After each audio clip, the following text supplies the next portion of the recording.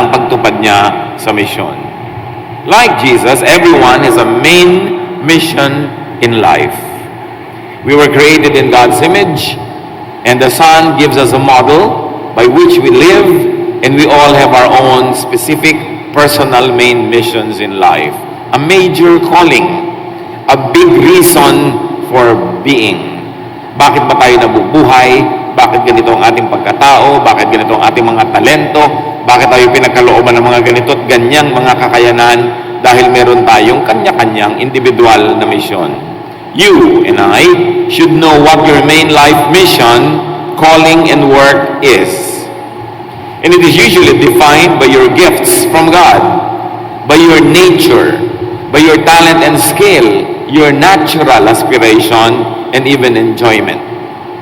Hindi mahirap malaman kung ano ang mission ng tao sa buhay kung kanyang susuriin, kung ano mga ibinigay sa kanyang mga katangian, kakayanan, na siya ang napakagaling gumawa, pati na ang kanyang mga natural na mga hinahangad at gusto sa buhay, at yung na-enjoy niyang gawin. Yan ang mga tumutulong sa atin para kilalanin kung ano ba talaga ang papel natin sa mundo, ano ba ang mission natin, ano ba ang saysay ng ating buhay. Because this main mission could be the meaning of your life, and it involves self-realization.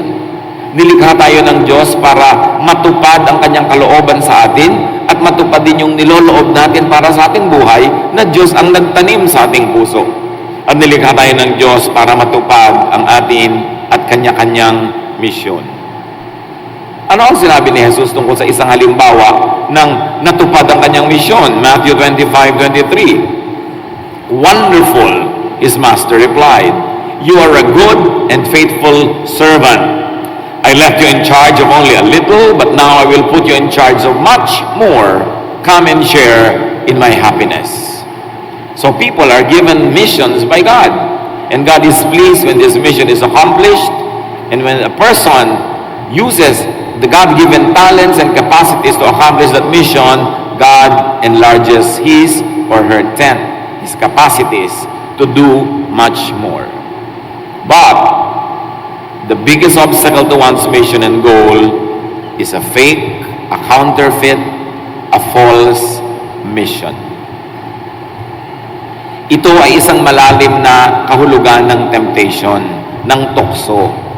Akala natin ang tukso ay para lang lahat sa mga bagay na parang masarap gawin pero bawal dapat. Hindi lang yun. Ang isang malaking temptation o tukso ay yung mahumaling ka, magkagustong humabol sa isang misyon na hindi naman pala talaga yun ang mission mo sa buhay. A mission defined by others for you, a mission imposed only by circumstance, or a mission na ginawa natin dahil yun na lang ang lumagpak sa ating buhay at wala na tayong inisip na pwedeng gawin. Ipinapanganak tayo, lumalakas, tumatanda, humihina ulit, nababawian ng buhay, pero ang lahat ng yun ay dapat may kahulugan, may pinuntahan ng buhay, namunga tayo ng dapat ibunga, nakagawa ng dapat gawin, nakaambag sa mundo at sa kapwa ng mga dapat nating iambag, at tumanggap mula sa Diyos at sa kapwa ng mga dapat nating tanggapin. Ang buhay ay mayroong dapat na itanim at anihin. Ang buhay ay mayroong dapat ibigay at tanggapin, at ito ang malaking tukso ay yung hindi ito maganap dahil tayo ay naghabol ng mga maling hahabulin, hindi dapat habulin, at sinayang natin ang buhay natin sa paghahabol ng mga hindi naman yon ang ating mission sa buhay. Another big obstacle, of course, to one's mission and goal is to go after, not only to be deceived by, but to go after fake, counterfeit, and false missions. Halimbawa, ano ngayon ang pinag-aaksayahan natin ng oras? Anong pinag-uubusan natin ng lakas? Saang mga bagay natin iniuukol ang ating buhay? Napakarami, magkakapatid, magkakaibigan, magkakaeskwela. Matapos ang 10, 20, 30 taon at nilingon mo ang buhay, malalaman mo kung saan ginugol ang buhay, saan naubos. Kasi tatanda ka na, mababawian ka na ng buhay, tapos walang nangyari. Ano ba ang dapat mangyari? Hindi tukso lamang yung mga bagay na ipinagbabawal dahil masarap, dahil makasalanan yun, etc. etc. Ang malaking tukso ay yung mapapaniwala ka ng kaaway na iba ang mission mo kesa sa tunay mong mission. Yung hindi mo maipamuhay ang tunay mong buhay at hindi mo magawa ang tunay na dapat ay gawin mo sa buhay. the biggest obstacle to one's mission and goal is the temptation to go after fake and counterfeit false missions. So merong ma-deceive, merong to go after, at merong talagang to pursue false missions. And in this light, the devil tempted Jesus. Napakagandang suriin ang pagtukso kay Jesus para malaman natin kung ano nga ba talaga ang tukso at ano ang goal ng panunukso. Matthew 4, 1-4. The Holy Spirit led Jesus into the desert so that the devil could test him or could tempt him. After Jesus had gone without eating for 40 days and nights, he was hungry. Then the devil came to him and said, "If you are God's son, tell these stones to turn into bread." Jesus answered, "The scriptures say no one can live only on food. People need every word that God has spoken." Ano ang temptation dito? Hindi naman masama na gawin mong tinapay yung bato lalo't gutom ka. So the temptation here is not really bad. It probably could even be good in many ways, and that is to turn stone into bread. But why is it a temptation? Because it is distracting. The mission of Jesus was not about being obsessed with, enslaved, and enticed by food, by needs and supplies, by existence and survival only, by momentary and incidental wants. Yun ang tukso. Na malibang si Jesus, na maisip, na nabubuhay lang siya para kumain, na nabubuhay lang siya para maghanap buhay, na tinapay lang ang mahalaga, yung mga basic needs lang ang mahalaga, at ito ay napakalaking temptation sa napakaraming tao. Na buong buhay nila, they are defocused from accomplishing great things, from being who they what they should be and what they could become, because they are only obsessed with putting food on the table. Kaya malaking asanin ng tao ang poverty. When people are very poor, they lose sight of their higher and nobler meanings of their lives because they are just too obsessed with putting food on the table 3 times a day. And it happens on a Monday, Tuesday, Wednesday, Thursday, Friday, Saturday, Sunday, week after week, month after month, year after year, and then they grow old and die and look backward to a life filled only with work to put food on the table. Eh, hindi lang yun ang ibig sabihin ng buhay. May mahalaga. Kumakain ka para magkaroon ka ng lakas, at kung malakas ka na ay para magawa mo ang tunay mong misyon. Pero hindi ka lang nabubuhay para makakain. At yun ang panglilin lang ng tukso na ito. Hindi nabubuhay si Jesus para lang tinapay ang isipin. At yun ang isinisiksik ng demonyo sa kanyang isip. Pero hindi nagtagumpay ang demonyo dahil ang linaw ng sagot ni Jesus, hindi ako nabubuhay para lang kumain. May iba akong pagkain. Ang gawin ang misyon na ibinigay sa akin ng Ama sa Langit. Matthew 4, 5-7, sa pagpapatuloy ng tukso. Next, the devil took Jesus to the holy city and had him stand on the highest part of the temple. The devil said, "If you are God's son, jump off. The scriptures say, God will give his angels orders about you. They will catch you in their arms, and you won't hurt your feet on the stones." Jesus answered, "The scriptures also say, don't try to test the Lord your God." Ano ang tukso dito? Tumalon ka dyan sa bangin dahil sinabi naman sa Biblia, paaalagaan ka ng Ama sa mga anghel, sasaluhin ka nila, ni hindi sasayad ang iyong talampakan sa mga bato, hindi ka masasaktan. Sige na, tumalon ka na. Ano ang masama dito? There's nothing bad about seeking protection from angels. But what is distracting here is that the mission of Jesus was not about testing God. It was not about proving himself and not about showing off. And this genre, this kind of temptation is what deceives many people. All their lives, they spend all their best years and their best energies just trying to prove themselves, to prove who they are, to prove that they're invincible, to prove that they can do great things and run away with it. This is the temptation. Kasi sabi niya, don't test God. Sa biglang tingin, hindi naman talaga very destructive yung sinasabi. Patunayan mong tatangkilikin ka at mamahalin ka ng Ama sa langit. At maraming tao na uubos ang buhay na walang ginawa kasi kundi magpatunay na pinakamaganda sila sa buong barangay, magpatunay na pinakamatalino sila sa buong section, magpatunay na pinakamatangkad sila, pinakamaputi, pinakamabilis magbasa. Puro pagpapatunay at puro contest, very competitive, no longer developing friends, no longer developing their higher personhood, kundi puro na lang dapat lagi silang manalo, may patunayan ng may patunayan. Hanggang namatay na lang, nagpapatunay pa rin, pero yun lang ba ang buhay? Malaking temptation yun sa ating lahat na dapat nating kilalanin. Sa pagpapatuloy ng temptation, dahil nabigo na naman, Matthew 4:8 to 10. Finally, the devil took Jesus up on a very high mountain and showed him all the kingdoms on earth and their power. The devil said to him, I will give all of this to you if you will bow down and worship me. Jesus answered, Go away, Satan. The scriptures say, worship the Lord your God and serve Him only. So, what is the temptation here? The temptation is to be distracted from His mission with materialism, with search for power.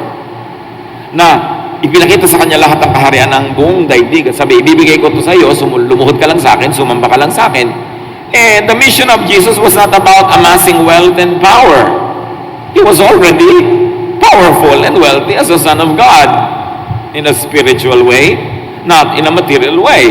And the mission of Jesus was not about receiving or getting wealth and power, especially from the devil, from wrong sources. And again, this form of temptation can confront all of us nearly every day. Naisipin natin na ang buhay para lang sa pagpapayaman, para lamang sa pagpapalakas ng ating puwersa, para magkaroon tayo ng kapangyarihan at masupil natin at madaig ang ibang tao at tumanggap tayo ng maraming kayamanan kahit pangagaling na sa masama. Yun ang malaking tukso, na ang goal mo sa buhay ay magpayaman at any cost, maging makapangyarihan at any cost. At marami mga tao, ang buong buhay nila ay ginugugol nila sa pagpapayaman. Mayaman din naman mahirap, namamatay din. Tinatablan din ang sakit yung mayaman, katulad ng mahirap. Pero kung ang pagpapayaman mo na lang ginawa mo sa buhay, to the point na sa demonyo ka na humingi, sa kanya ka na tumatanggap, gumagamit ka na ng masasamang paraan sa pagpapayaman, yun ang malaking temptation. Nabigo ang mga temptation na ito. Matthew 4:11, then the devil left Jesus and angels came to help him. Ano ngayon sa atin ang temptation na yan? Jesus is the model by which God's people are to live. Like Jesus, people have to know their mission. What is your mission? When you know your mission, you will not be hindered by daily mundane problems. Pag alam mo kung bakit ka nabubuhay, nalalampasan mo ang mga pagsubok, nalalampasan mo ang mga hirap dahil meron ka malaking goal. In the absence of big things, small things become big to small minds, to minds that do not know their mission. But when you know your big mission, small things will remain small in your life. They will not be able to hinder you from accomplishing great things, especially great spiritual things. Pero pag wala kang malaking misyon, ang liit na bagay, minamalaki mo na. Pag wala kang malaking misyon na ang pagsasama niyo mag-asawa ay pagandahin, pasarapin, patibayin, maliliit na problema lang, pinag-aawayan niyo na. Kasi walang malaking bagay na pinagtutuunan kayo ng pansin. Sa buhay natin, pag walang malaking misyon, madali tayong bumigay, madali tayong sumuko, madali tayong paghinaan ng loob. Kaya dapat alam mo ang iyong misyon. At sinabi na nga natin, paano ba nalalaman yan? Diyos ang lumikha sa'yo. Tingnan mo ang iyong sarili kung paano ka nilikha. Ano mga ibinigay sa iyong natural na mga katangian, kakayahan. Then for yun ang role mo sa buhay. Kung hindi ka binigyan ng great talent in math, hindi mo mission na maging engineer, for instance. Kung binigyan ka ng great talent ng pagluluto, malamang na yan ang mission mo. Hindi yung pipilitin mo maging dentista dahil yung tatay mo dentista. Kanya-kanyang talento, kanya-kanyang karunungan, kanya-kanyang papel sa buhay. May assignment tayo.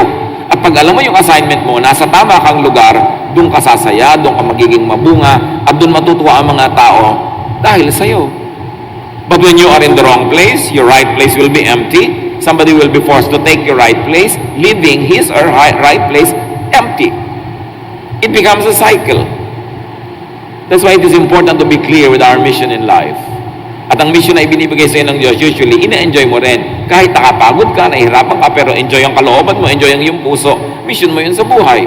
Pero kung ayaw na ayaw mo, labag na labag sa kalooban mo, napipilitan ka lang dahil yun ang inaasahan ng taong dapat mong gawin, malamang na hindi yun ang mission mo sa buhay.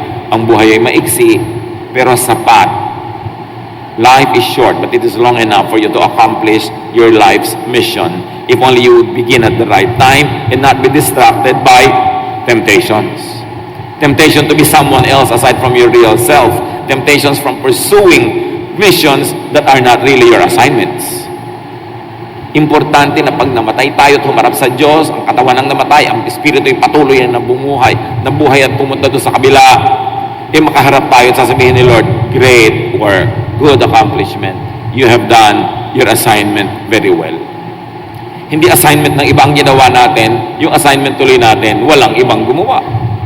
Like Jesus, people have to identify and overcome temptations, which in this case we define as false, fake, counterfeit missions and goals, ambitions, and preoccupations. At isa na dito, food, needs and supplies, existence and survival only. God did not create you only for you to be existing and surviving. You've got to go beyond that because we have a great calling. We are made in the image of God. Kaya dapat nating labanan ang kahirapan at karokhaan. Dapat tayo magsikap, maging mabunga para kung tayo may kinakain na araw-araw, hindi na yun maging problema natin at harapin na natin ang tunay na mission natin sa buhay, hindi isang kahig, isang tuka. Hindi yan ang kalooban ng Diyos para sa kanyang mga anak. We've got to be financially independent. We've got to be fruitful enough because once we have enough, then we can focus on the higher aspirations and missions of life. Maraming buhay ang nauubos at nasasayang tuloy sa paghahanap buhay lamang. Wala nang ginawa hanggang mamatay kundi naghanap buhay na lang. Hindi na nakagraduate mula doon sa isang kahig, isang tuka level. Hindi na tuloy na develop ang mga talent, ang mga karunungan, hindi na nagawa ang mga mahahalagang dapat gawin sa buhay. Isa pang tuksong dapat nating kilalanin, yung laging to test God, to prove Himself, and to show off. Tukso yan, tulad ng ibinibigay kay Jesus. Maraming buhay ang nauubos at nasasayang tuloy sa pagpapasikat lamang. Wala nalang gusto lagi pwede magpasikat. Tukso yan. Itinukso yan kay Jesus at dapat nating makilala na tukso. And another temptation is to amass wealth and power. Nothing wrong if you naturally become wealthy because you are very, very fruitful at pinagkakalooban ka ng grasya ng Diyos. But to be wealthy at any cost, no matter what, yun ang malaking tukso. Maraming buhay ang nasauubos at nasasayang tuloy sa pagpapayaman lamang. Hindi ka nabubuhay para lang yumaman. Kasi kahit man mayaman nga, sabi natin, nagkakasakit, namamatay, lumulungkot, iniiwan din ng asawa kahit mayaman. Pero mabuti na kung mayaman ka kaysa mahirap.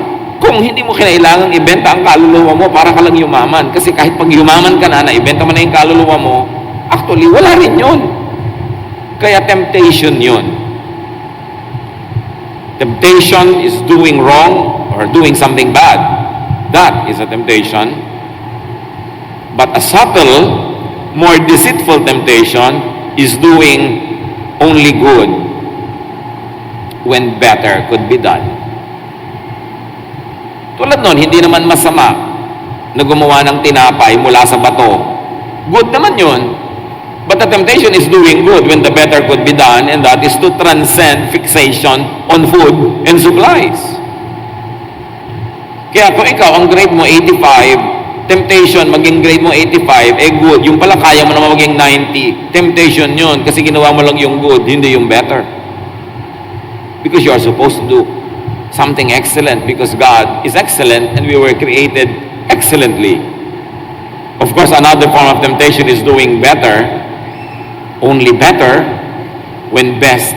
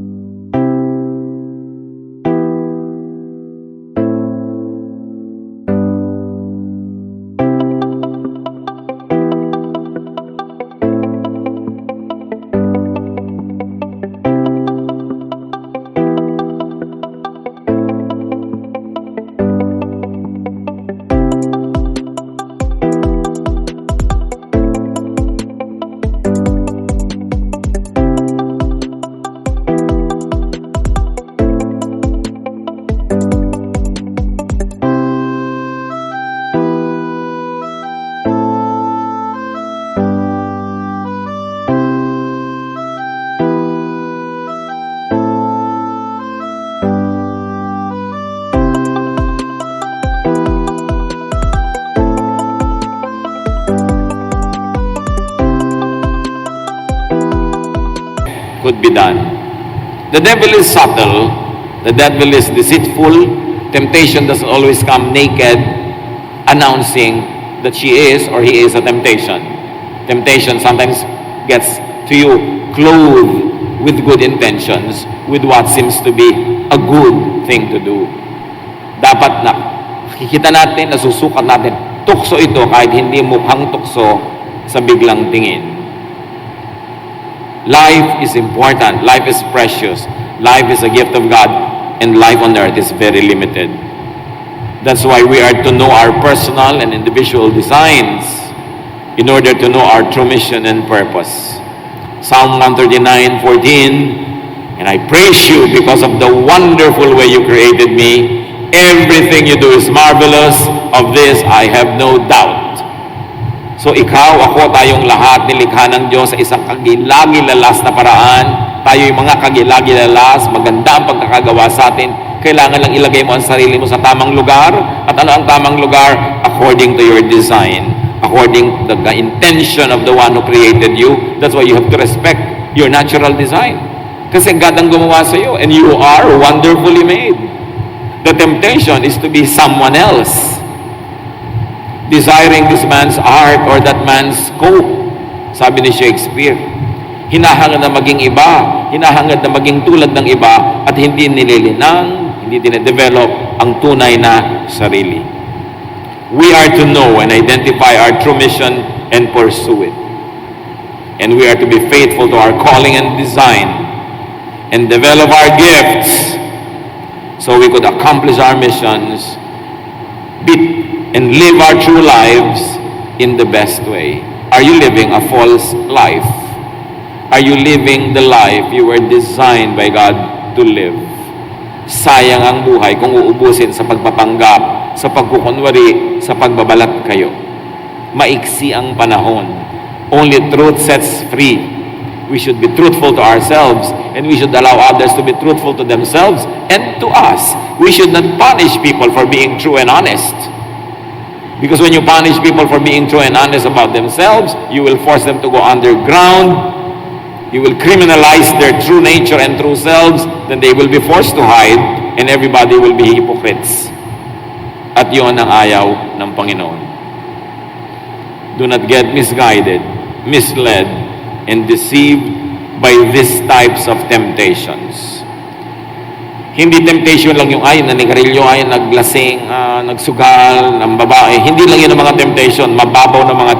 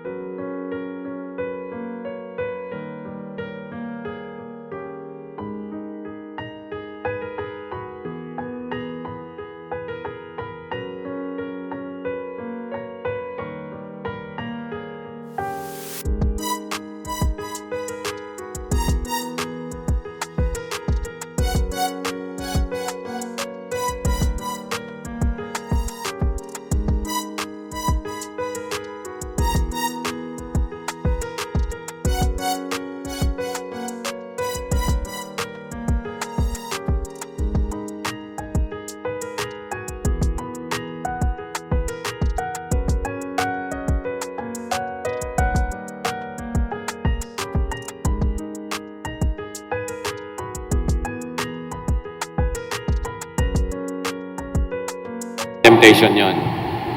Ang malalaking temptation, ipinakita sa temptation by the devil of Jesus.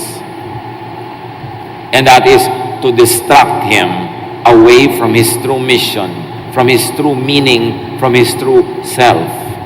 To distract him, to be focused only on supplies and needs and wants, to be focused only on impressing others and proving oneself, to be focused only on amassing wealth and power. Yun. At maraming forma nun, maraming mga itsura nun, maraming detalye yun na pwedeng mangyari sa ating buhay na dapat nating suriin. Do not get deceived on what temptations really are, because a temptation could be very, very cunning and very, very deceitful.